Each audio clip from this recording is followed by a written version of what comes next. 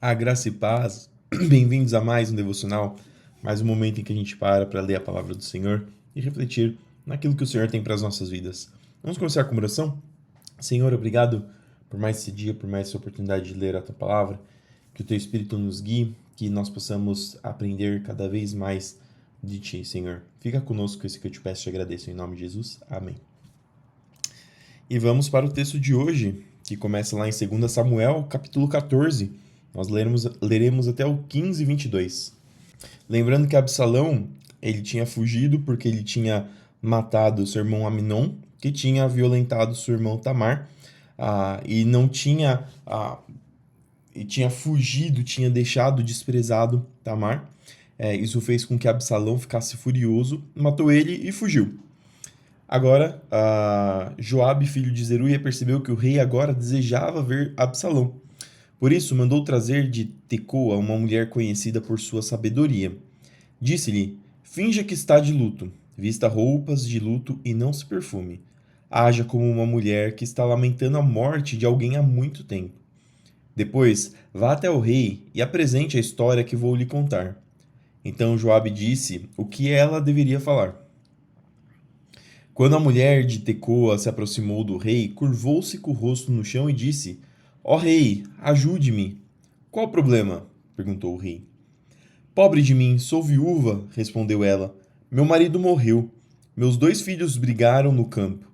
Como não havia ninguém por perto para separá-los, um deles acabou matando o outro. Agora o resto da família está exigindo de sua serva: entregue-nos seu filho. Vamos executá-lo por ter matado o irmão. Ele não merece herdar a propriedade da família.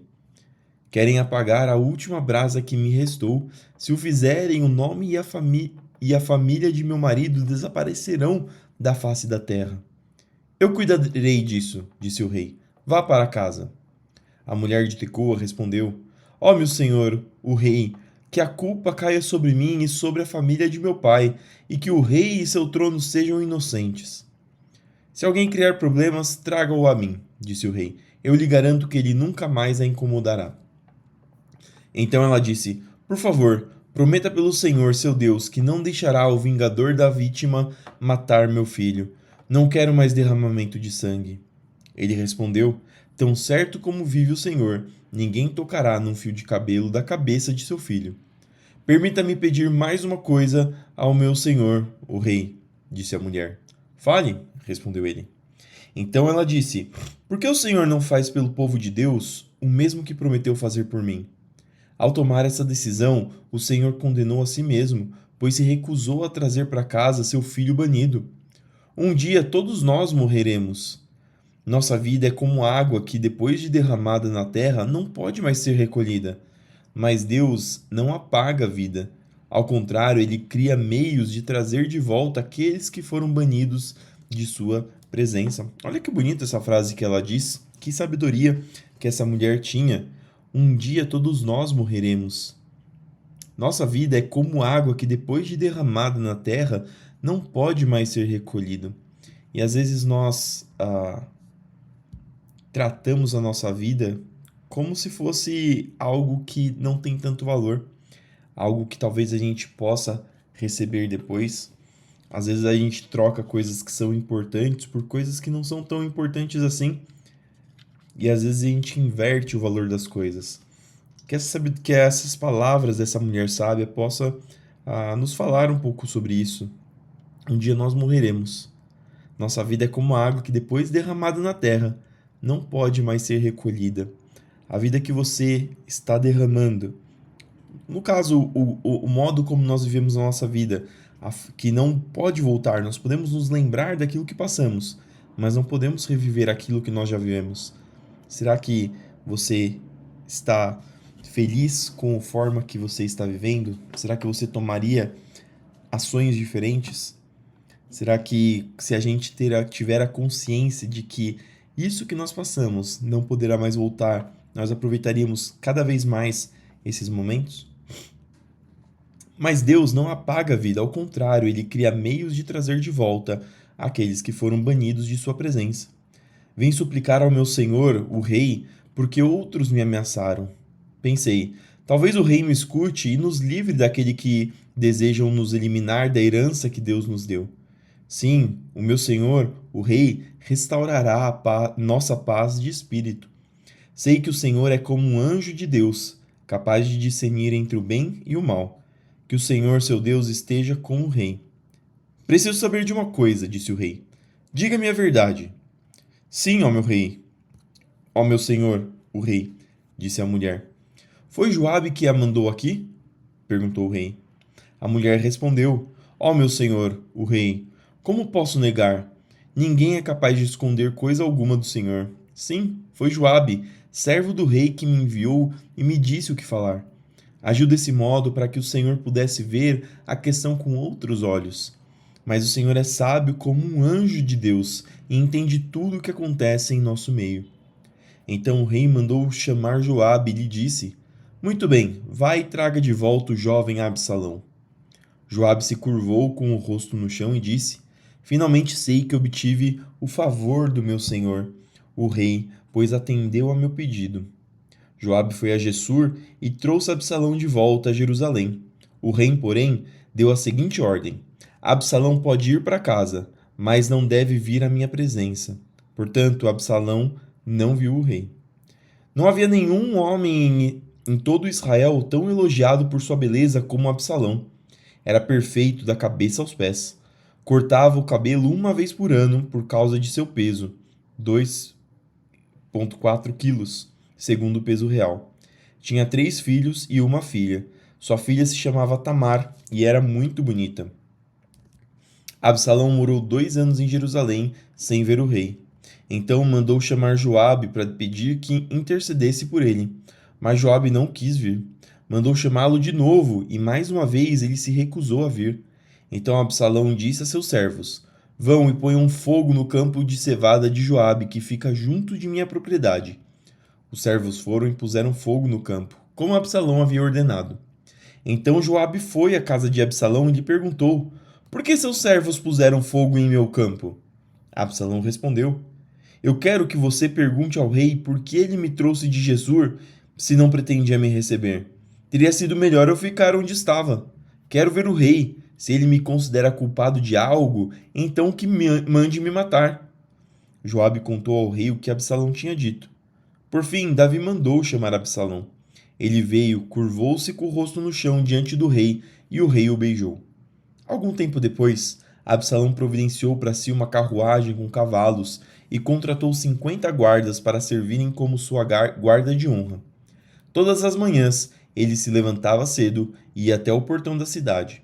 Quando alguém trazia uma causa para ser julgada pelo rei, Absalão perguntava de que cidade a pessoa era, e ela lhe respondia a qual tribo de Israel pertencia.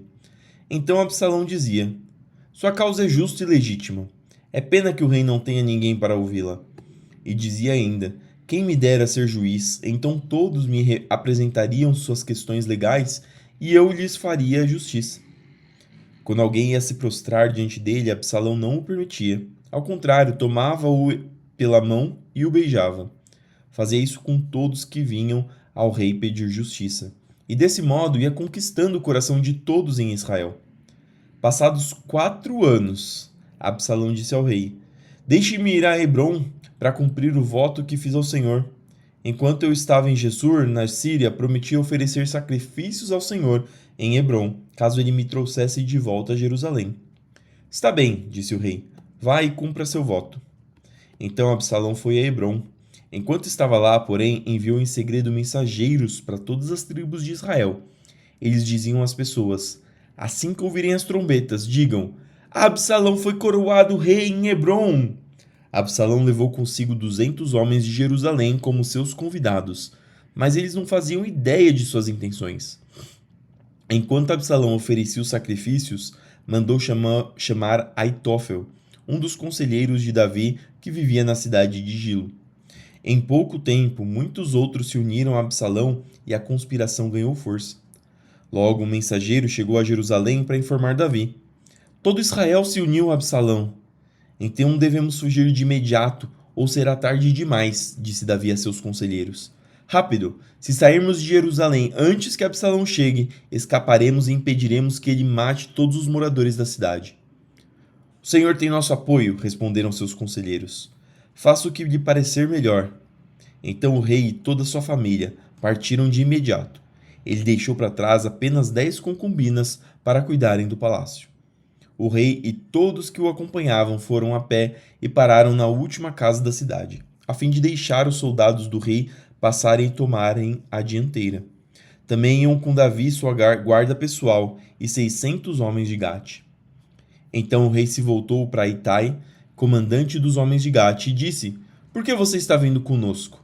Volte para o novo rei, pois Israel não é sua pátria. Você é um estrangeiro no exílio. Chegou faz pouco tempo e não seria certo eu obrigá-lo a vir conosco. Nem sei para onde vamos. Volte e leve consigo seus parentes, e que a bondade e a fidelidade o acompanhem. Itaí, porém, disse ao rei: Tão certo como vive o Senhor e como vive o rei, eu juro que, não importa o que aconteça, irei aonde for o meu senhor, o rei, para que seja o rei, seja para viver ou para morrer. Aqui, mesmo sendo estrangeiro, as pessoas seguiam Davi, lembrando que Davi era um ótimo líder. Aqui Absalão também, imagino que ele deva ter as qualidades de um líder, tanto que ele conseguiu fazer com que coroassem ele como rei. Não ficou muito claro se foi coroado oficialmente como rei ou se ele estava tentando dar um golpe de estado e pegar o reinado para ele, mas não sei o quanto isso era oficial ou o quanto isso era uma história contada para Davi. Mas mesmo se for uma história, foi uma história tão bem contada que fez com que o rei fugisse da onde ele estava. Mas a gente vê aqui que Tai, ele era fiel. As pessoas, imagino que gostavam de Davi, talvez pela sua justiça, talvez pela sua sabedoria, talvez por tudo que ele representasse. Davi respondeu: Muito bem, venha conosco. E Itai, todos os seus homens e suas famílias acompanharam Davi. João 18, do 1 ao 24. Depois de dizer essas coisas, Jesus atravessou com seus discípulos o vale de Cedron e entrou num bosque de oliveiras. Judas, o traidor, conhecia aquele lugar, pois Jesus tinha ido muitas vezes ali com seus discípulos. Os principais sacerdotes e fariseus tinham dado a Judas um destacamento de soldados e alguns guardas do templo para acompanhá-lo. Eles chegaram ao bosque de oliveiras com tochas, lanternas e armas. Jesus, sabendo tudo o que ia ali acontecer, foi ao encontro deles. A quem vocês procuram? Perguntou. A Jesus, o Nazareno, responderam. Sou eu, disse ele. Judas, o traidor, estava com eles. Quando Jesus disse, sou eu, todos recuaram e caíram para trás no chão. Mais uma vez ele perguntou, a quem vocês procuram? E novamente eles responderam, a Jesus, o Nazareno. Já lhes disse que sou eu, respondeu ele. E uma vez que é a mim que vocês procuram, deixem estes outros irem embora. Ele fez isso para cumprir sua própria declaração: não perdi um só de todos que me deste. Então Simão Pedro puxou uma espada e cortou a orelha direita de Malco, o servo do sumo sacerdote. Jesus, porém, disse a Pedro: guarde sua espada de volta na bainha. Acaso não beberei o cálice que o Pai me deu? Assim, os soldados, seus comandantes e os guardas do templo prenderam Jesus e o amarraram. Primeiro levaram Jesus a Anás, pois era sogro de Caifás, o sumo sacerdote daquele ano. Caifás foi quem tinha dito aos outros líderes judeus: é melhor que um homem morra pelo povo. Simão Pedro e outros discípulos seguiram Jesus. Este outro discípulo era conhecido do sumo sacerdote, de modo que lhe permitiram entrar com Jesus no pátio do sumo sacerdote. Pedro teve de ficar do lado de fora do portão. Então, o discípulo conhecido do sumo sacerdote falou com a moça que tomava conta do portão, e ela deixou Pedro entrar. A moça perguntou a Pedro: Você não é não é um dos discípulos daquele homem? Não, respondeu ele, não sou. Como fazia frio, os servos da casa e os guardas tinham feito uma fogueira com carvão e se esquentavam ao redor dela. Pedro estava ali com eles, esquentando-se também. Lá dentro, o sumo sacerdote começou a interrogar Jesus a respeito de seus discípulos e de seus ensinamentos. Jesus respondeu: Falei abertamente a todos. Ensinei regularmente nas sinagogas e no templo, onde o povo se reúne. Por que você me interroga? Pergunte aos que me ouviram. Eles sabem o que eu disse. Um dos guardas do templo que estava perto bateu no rosto de Jesus, dizendo: Isso é maneira de responder ao sumo sacerdote? Jesus respondeu: Se eu disse algo de errado, prove. Mas se digo a verdade, por que você me bate? Então Anás amarrou Jesus e o enviou a Caifás, o sumo sacerdote. Salmo 119, do 97 ao 112. Amém. Como eu amo a tua lei, penso nela o dia todo. Teus mandamentos me fazem mais sábios que meus inimigos, pois sempre me guiam. Sim, tenho mais prudência que meus mestres, pois vivo a meditar em teus preceitos. Tenho mais entendimento que os anciãos, pois obedeço às tuas ordens. Recuso-me a andar em todo o caminho mau, a fim de obedecer a sua palavra. Olha só que interessante. O salmista diz que ele tinha mais prudência que os mestres dele, porque ele vivia meditando nos preceitos do Senhor. Que é o que a gente está fazendo aqui, esses devocionais, todos esses momentos, esses minutos que a gente passa junto todos os dias, eles fazem com que nós acumulemos conhecimento sobre Deus. A gente acumula prudência, a gente acumula quando a gente medita, e meditar não é simplesmente ler. Meditar é ler, entender, pensar, refletir, é fazer um processo mental que faça com que nós entendamos essas palavras que nós lemos. Além de, não somente, mas além de ter também o Espírito Santo nos guiando. Não adianta ter as duas coisas. A própria Bíblia diz que o salmista ele vivia meditando. Ele não simplesmente pedia a Deus o conhecimento e o conhecimento chegava até ele, mas ele meditava, ele investia tempo meditando nos preceitos do Senhor. E a obediência às tuas ordens não é simplesmente meditar, mas obedecer é fazer na prática. Por ele fazer na prática, ele tinha mais entendimento que os anciãos, aqueles que deveriam, por conta de sua experiência, saber mais. Mas porque ele obedece, porque ele fazia na prática aquilo que às vezes os anciãos sabiam apenas por palavras, ele tinha mais entendimento que os anciãos. Não me afastei de seus estatutos, pois tu me ensinaste bem. Como são doces as tuas palavras, são mais doces que o mel. Tuas ordens me dão discernimento, por isso odeio todo caminho falso. Tua palavra é lâmpada para meus pés e luz para meu caminho. Prometi uma vez e volto a prometer. Obedecerei a teus justos estatutos. Sofri muito, ó Senhor. Restaura minha vida como prometeste. Senhor, aceita minha oferta de louvor e ensina-me teus estatutos. Minha vida está sempre por um fio, mas não me esquecerei de tua lei. Os perversos me prepararam armadilhas, mas não me desviarei de tuas ordens. Teus preceitos são meu tesouro permanente, são o prazer do meu coração. Estou decidido a cumprir teus estatutos para sempre, até o fim. Davi, ele tinha muitas riquezas, mas ainda assim, ele dizia que os preceitos do Senhor eram o tesouro permanente dele, mais importante do que os tesouros materiais. E por fim, Provérbios 16, do 8 ao 9, é melhor ter pouco com justiça do que ser rico com desonestidade. É da natureza humana fazer planos, mas é o Senhor quem dirige nossos passos. E esses foram os versículos que nós tínhamos para hoje. Espero que essas palavras entrem no seu coração, que você continue meditando e aprendendo com ela.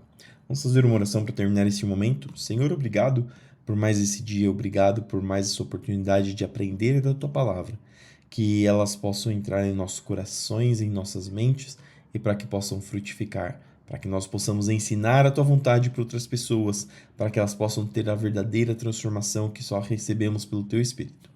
Senhor, abençoa o nosso dia, para que o Senhor nos abençoe nos nossos trabalhos, nos nossos estudos, em tudo que nós fizermos, para que sejamos guiados por Ti. Senhor, fica conosco, Senhor, curando os enfermos, curando os doentes, Senhor, restaurando a nossa saúde, para que nós possamos Te servir em espírito e em verdade. Abençoa aqueles que estão passando por necessidade, Senhor, que o Senhor abra portas do céu e derrame a provisão, assim como o Senhor derramou o maná e as codornas, para que o Senhor também traga provisão para o seu povo, nunca faltando nada aonde eles estiverem. Senhor, isso que eu te peço e te agradeço, em nome de Jesus. Amém. Que Deus te abençoe, que tudo que você fizer no seu dia prospere. Não se esqueça de fazer tudo para a glória do Senhor, que nós possamos ser a Bíblia, que o mundo possa ler, para que nós possamos frutificar e fazer com que o reino expanda. Fique com Deus e até amanhã para mais um devocional.